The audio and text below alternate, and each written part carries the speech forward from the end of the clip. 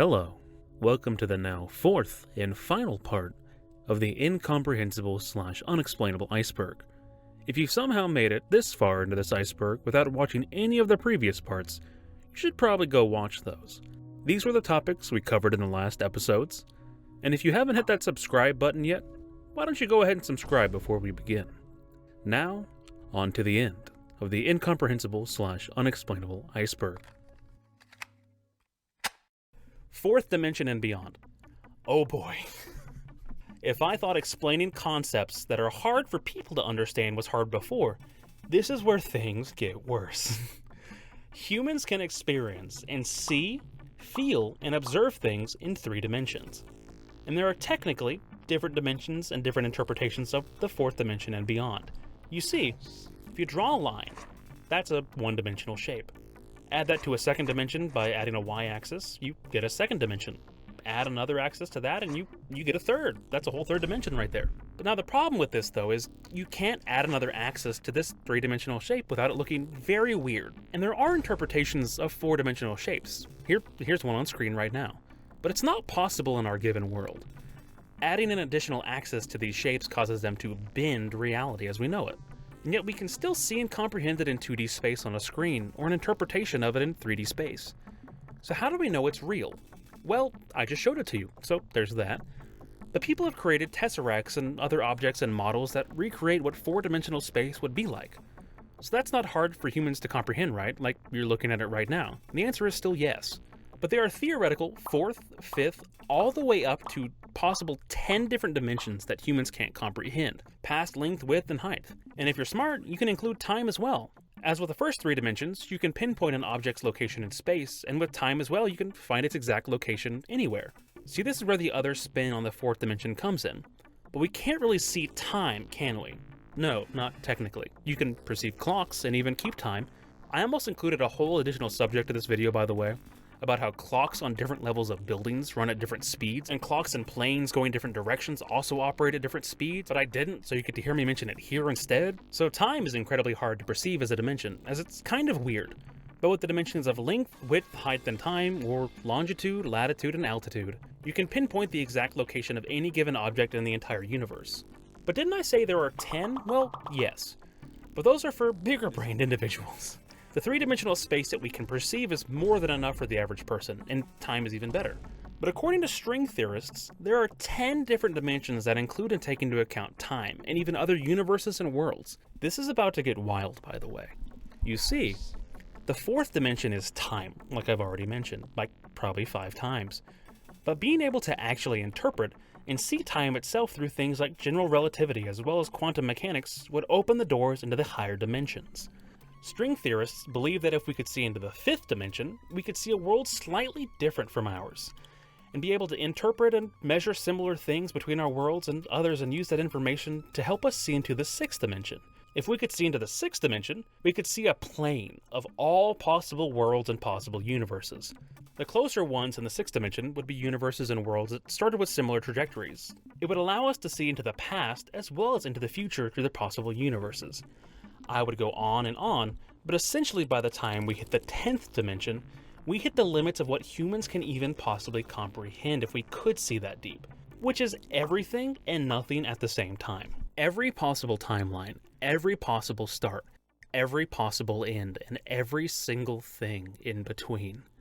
There's a reason I believe as to why we can't see or interpret all these levels of the different dimensions, as it would drive people wild and mad just understanding and seeing this information, let alone being able to comprehend possible beginnings of universes and beyond. But that's luckily not a worry for me or you on this video, as we seem to have gotten to the bottom of the iceberg finally. We're done. Wait. Why is there still time left in the video? There's nothing deeper than this that we could... Are you telling me that there are even deeper levels to this iceberg? Okay, I guess there is just one last level. But before we get into this next section, I want to say thank you all again for watching this long, and I want to encourage you to go to putinyoursocialsecurity.com. It's not a scam, I swear. No, really, it's not. It may just entirely seem like a scam, but I swear. It's a helpful little way of getting to my new Patreon page, where you can help support the channel personally. I currently do all of this editing, writing, researching, and everything while still working my full-time job. And I want to offer a way for anyone that wants to personally help support these types of videos to continue to be made, and also get your name in the credits of every video as well. You can also participate in polls as well, and help vote on which videos you would like to see next. Any and all help will go straight into making these videos better, as well as hopefully help me get a more consistent schedule and upload more often. But let me just be real, this video took ages to make, and covered topics I was not prepared to research beforehand.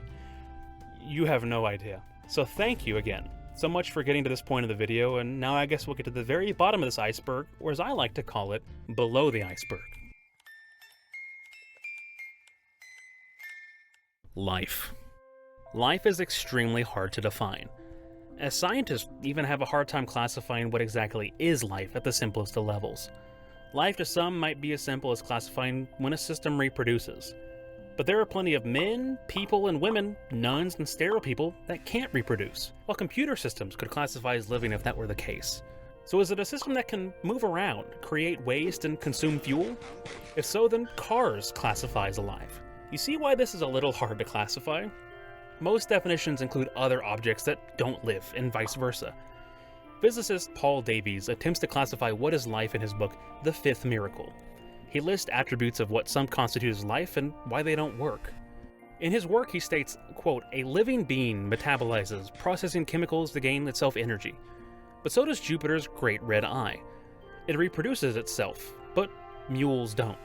And bushfires and crystals do. Life is organized complexity, which means it is to be composed of interdependent complex systems such as arteries and legs. In this way, it's rather like a modern car. It grows and develops like rust does, it contains information and passes information on like a computer virus. Life also shows a combination of permanence and change, evolving and growing through mutation and experience. And for Davies, living beings are autonomous. They determine their own actions, to some trying to define life itself is seen as damaging of determining what life itself is. A 2007 editorial in the journal Nature said the following in regards to life. One might have hopes that such perceptions of a need for a qualitative difference between inert and living matter, such vitality, would have been interred alongside the pre-Darwinism belief that organisms are generated spontaneously from decaying matter. That is the nerdiest sentence I think I've ever read. Scientists who regard themselves as well beyond such beliefs nevertheless bolster them when they attempt to draw up criteria for what constitutes life, end quote. This was written in regards to synthetic biology and the achievements that were being made at the time to build life from chemical components. Some of the advancements of the time were being held back and still are to a degree, because just qualifying life and putting it in a box was limiting the researchers in what their end goal was and is. Because nowadays we have things like AI. Is AI alive? That's for you, the watcher, to decide.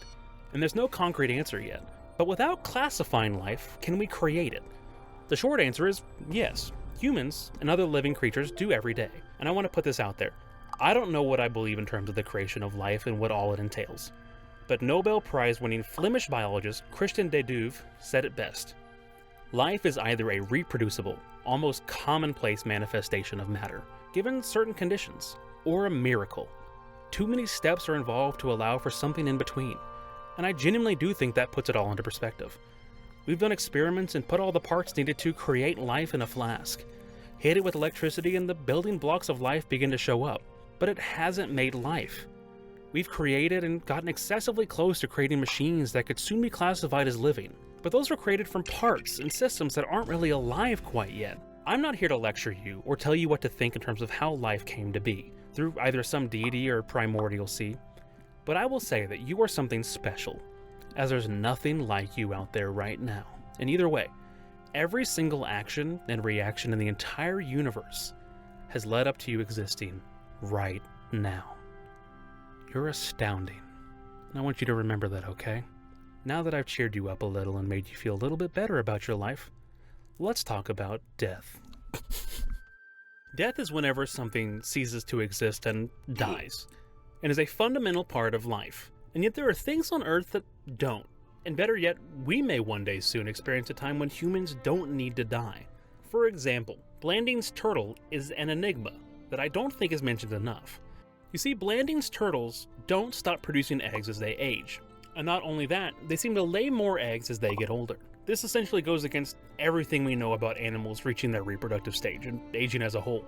This goes against what we call senescence, or the deterioration over time of a cell's power to divide and grow. And that's been the standard theory of life itself for a very long time now. But it seems like scientists these days are finding more and more examples of not just turtles that seem not to age, but fish, amphibians, and reptiles as well.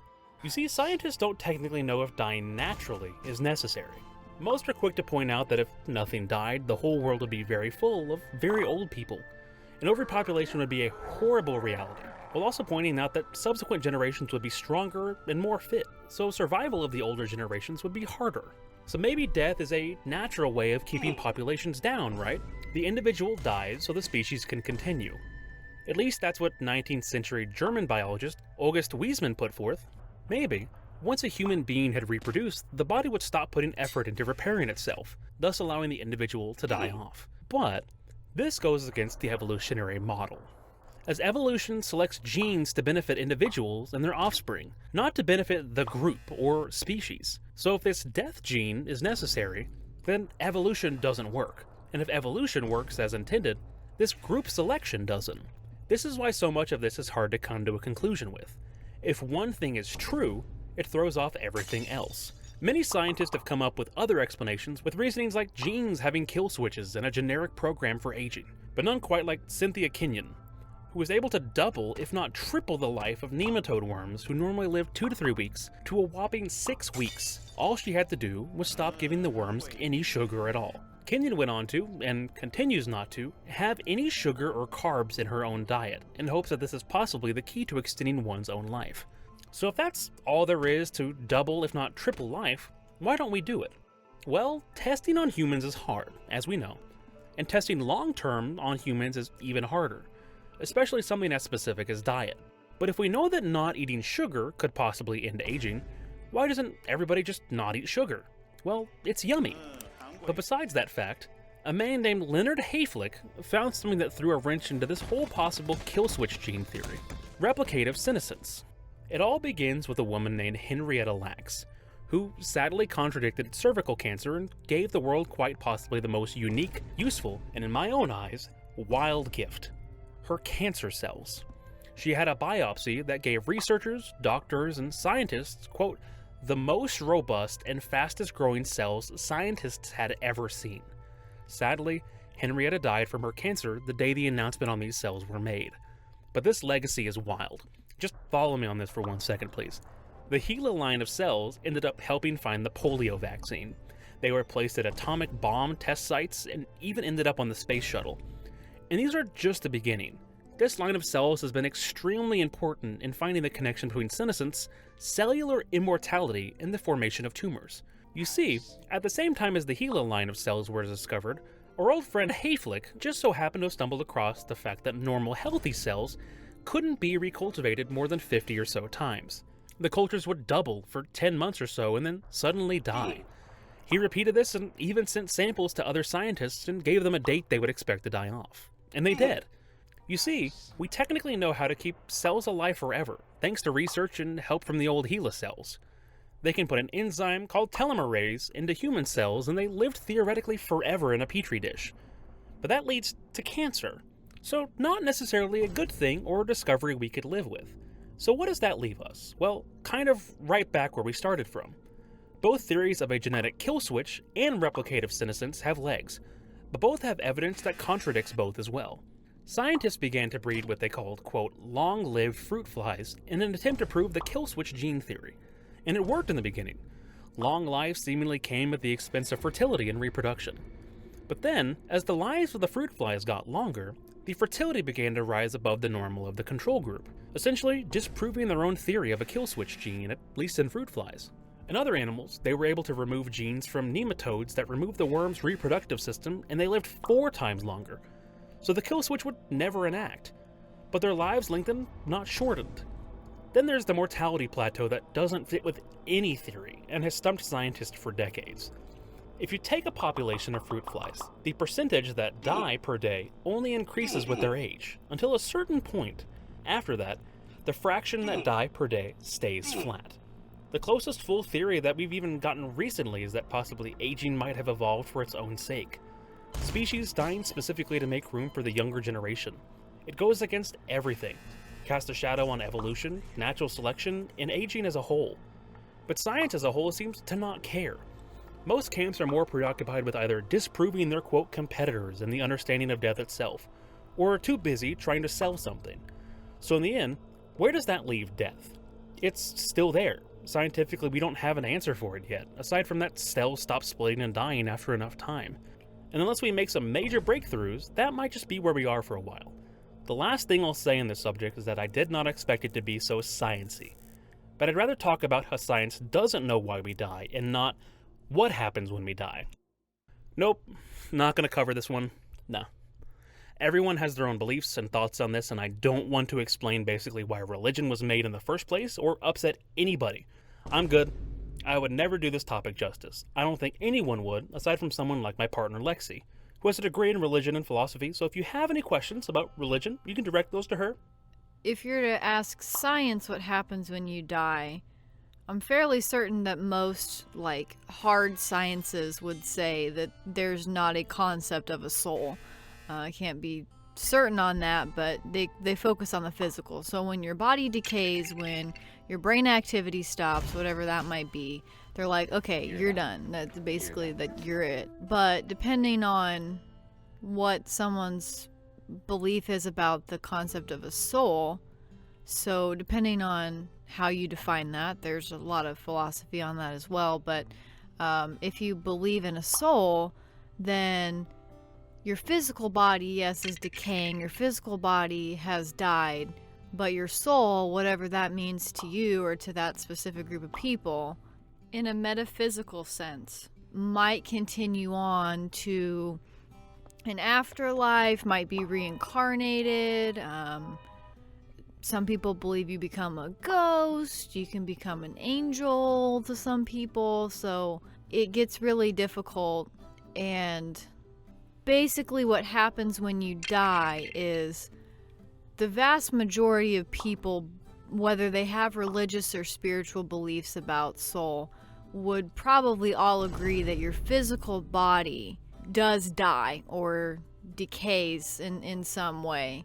And then what happens after that is really left up to interpretation.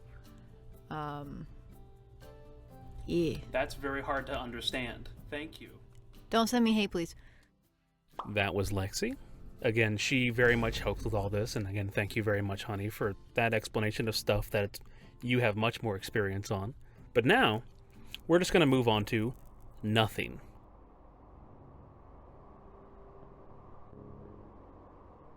Nothing is a concept, yet a thing. It is the complete absence of anything, which in turn makes it something. Nothing has troubled everybody from scientists to philosophers to mathematicians. For example, the number 0 wasn't always a thing. I've mentioned this earlier in the Iceberg, but I'll bring it up again. Think about that for a moment, though. A number or object to denote nothing kind of contradicts nothingness as a whole. For many years, people in the Fertile Crescent used spaces and empty areas to denote when a 0 would be used. But we didn't see an example of them until about the 3rd century. It's something we take for granted now. But humans can't really understand nothing, can we? Have you ever seen nothing? No, because if you did, it would be something. Can you experience nothing? Well, to a degree, yes, but it's not recommended. There's a thing called anhedonia, which is the, quote, squeezing of neural pathways in the reward center of the brain, which reduces the flow of good-feeling neurotransmitters, which in turn makes everything feel less and less and less, until you have what some describe as feeling nothing, when doing everything from picking up your own child to picking up a napkin and feeling the exact same thing. It's not good. I wouldn't recommend it. That's only on the mental side, though. Can one really feel nothing? You can try sensory deprivation tanks or similar sensations, in which most of your senses are turned off and can provide a way for you to experience a form of nothing. No sound, no light, no touch, no smell. But it's still not nothing, right? As you're still in a tank of salt water, you can probably smell the smell of salt. The closest that I've heard that you can easily understand what nothing is as simple as closing one eye lightly for a while. Go ahead, do it. Close only one of your eyes and leave the other open. Your eye that's left open still functions just as well, and even for a moment, kind of helps you realize what's around you and makes up for the other eye being closed. But the other eye is still there. It's just doing nothing, essentially. It's technically still attempting to transmit information, but your brain is doing its job and is constantly suppressing the signal from the closed eye, essentially making it do nothing. But the second you open your closed eye back up, your brain gets back to work and it's back to doing its job. But in those moments, when your eye is closed, your vision doesn't shift wildly. Something that was there 1 second no longer is. This, of course, isn't a pure fear of nothingness, as your eye is still there, and you're still feeling things, seeing them, and your eye's still there, of course. But you don't know what's on that other side. In that brief moment, it's as though nothing's there. So now that we have a very small understanding of nothing, let me freak you out for just one moment. 99.9999999% of you and I, and every single thing that we interact with in what is in the universe, is made of nothing. It's all empty space. Every atom that binds our universe together is mostly space, and if we were able to get rid of all the empty space of every single human being on Earth, and only have what is actually something, the entire human population would fit in a sugar cube.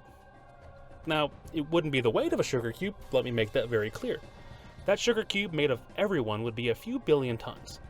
But in terms of space, that's how much empty space we're all made of.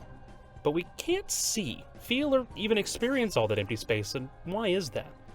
Well, the answer is energy.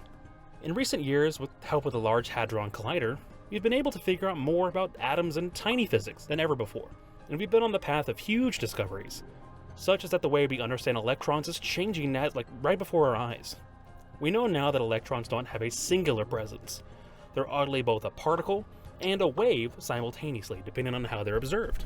They are never in a single location at a single moment, and instead exist in several moments at the same time, and not just for electrons. All the building blocks of atoms and quarks and tiny particles are being found to exist in multiple places at the same moment. We're beginning to get into a new realm of understanding particle physics and everything that it means at the micro level. And yet some scientists are beginning to say that reality itself only exists because human consciousness wills it to exist, by interacting with the energy that makes up the universe. So what is nothing, if we can't ever know what it is? Well, it's nothing to worry about. As unless you start comprehending man-made horrors or otherwise beyond your comprehension, I don't believe we'll have to worry about nothing really. So there's a positive in this whole nothingness. And finally, comprehension. I think comprehension is a very fitting ending subject to this iceberg. As Albert Einstein put it so concisely, the most incomprehensible thing about the world is that it's comprehensible at all. I could end the video right there. If one of the smartest minds in the world can't even comprehend comprehension, how am I going to do it justice?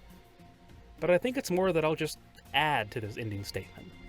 To think that for thousands of years, humans sat around and hunted and gathered, grew food and gathered in little groups, to now we have the ability to not just sit and ponder on topics as wild as the expanses of space and what it's made out of, but being able to look at atoms in between them, put satellites into outer space, calculate impossible numbers and be close to creating life and artificial intelligence, all from a group that ran around after animals and hit them with big sticks. That's what's crazy and incomprehensible to me, at least. That right now, while we're watching this video, well, you're watching, I'm making it, there are things that will possibly be looked back upon as archaic and juvenile in a century or so, as we do with things a century ago now. Humanity's capacity to grow and understand will constantly continue to grow and mature as time passes.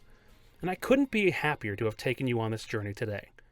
I hope you learned a whole lot, as I know I did, about wild things and concepts, and I hope you came out the other side more sane than I have, to be honest. Oh, God. You have no idea. This was a monumental task to put together, from collecting all the research and resources, to getting it all written down, outlined, to not having my brain melting jumping from topics like cold fusion and nuclear physics, to the concept of anything to nothing. I know I already said this, but thank you so much for watching this long if you've made it to this point. If you wouldn't mind commenting, liking, subscribing, all the YouTube stuff, hit the button even, hit the bell, as it helps immensely and makes me feel good to see people enjoying the content I make, and I hope you do. I know you've been waiting a long time for this, and I have too. This has been a very long project. When I started this, I was basically at a couple thousand followers and subscribers, And now I'm at I passed 25,000 subscribers since the last time that, like, I looked. You guys continue to blow me away with the amount of support, likes, comments, and just people enjoying the content that I make, and I can't thank you enough for that. There's a lot that goes into this, but I hope that you all see how much I care about these, and I want them to be the best videos for you guys. But now we've reached the end of this, so what's next? Well, I'll probably cut all this together in one big long video and put it all up as just the Iceberg. So I don't know when that will be, but just look forward to that if you've made it here. And I, of course, have to give a huge shout out to my partner Lexi for helping me with so much of this. And of course, my entire, like, all the people that go to putinyourSocialSecurity.com and support me financially. Just thank you. I'm going to list off some people that have really helped make these videos possible. Thank you, Ty. Thank you, Campfire Harvest, that's my friend. Bok Chucky. Serial Killing. Gotta give a shout out to Carte. Just DJ. I Love Your SSN. Quick Naps. Richard Dixon. Lorian. Papa Scott. Pateau. Triable Trash. Little Parsnip, not to be confused with Mr. Stinky. Sun Golden. Junipe. Walrus FB. And I have to give a very, very special thank you to people that have gone even above my highest tier. Anyo Rosin, Chris OP, and Druv Singal. Thank you all again so very much for all the support and love that you all showed. Here's to the next video and the next content going forward. I hope you all enjoy it. This has been real fun, but I'm going to take a break from Iceberg, even though I've only done one. The next video I want to do is on the placebo effect and just how wild and crazy that is, so please look out for that. Until then, though, thank you so much. Genuinely. I've been grdn, and let's blow this popsicle stand. Good night.